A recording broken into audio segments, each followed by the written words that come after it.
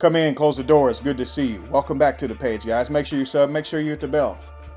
Guys, with the new archetype Regenesis coming out inside of Alliance Insight, we wanted to shout out the wise guys and shout out to our good friend Staven, who actually plays in the Kansas City area as well as Thailand in the OCG. He's been playing Regenesis for a while, and he sent this to me, I think, at the start of the week, and I'm just now getting around to it, so forgive me for that. These are pretty much the cards you're going to be chasing this weekend inside of your sneak peek, and I really hope that you have a fun time pulling and tugging of war over all of those cards, because I know I won't.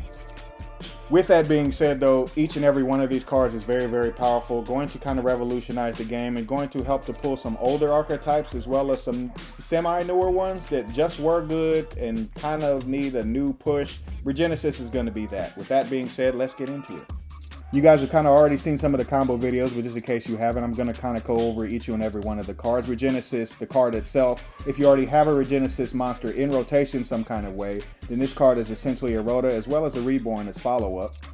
The trap card itself is Regenesis Birth, and interestingly enough, Birth pulls a card back, kind of like another card named Birth that I know of, while also being an in-archetype soul charge, while also being a Book of Moon. Absolutely insane. Tora Regenesis, aka Regenesis Code, I think the name has been changed to, is essentially the in-archetype emergency teleport for the deck.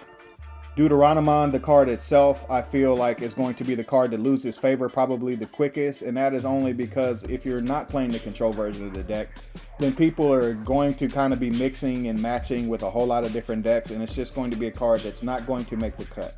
If you're playing the pure like control version, this card is going to be very, very insane because it helps to end games rather quickly while not being too overpowered, while also still being very, very strong.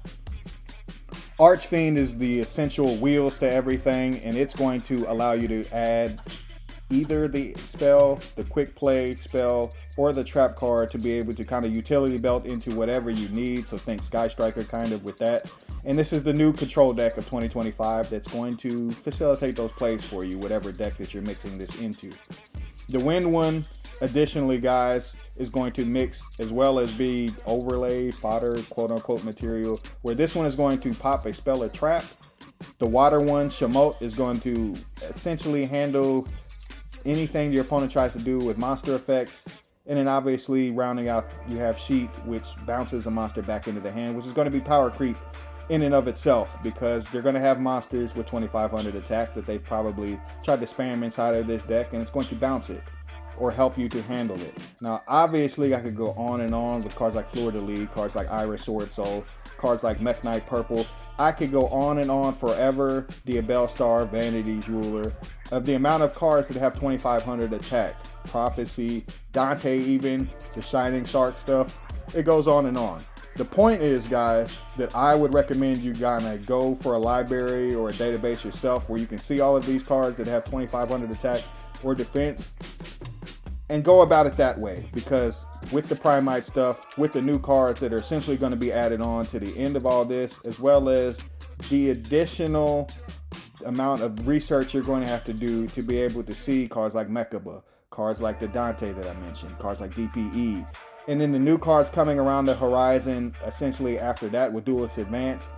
This engine is going to be very, very strong, guys. And with a card like Regenesis Commandments coming out to kind of follow this up, which is a flying double imperm style while also being drill beamish, it's pretty good.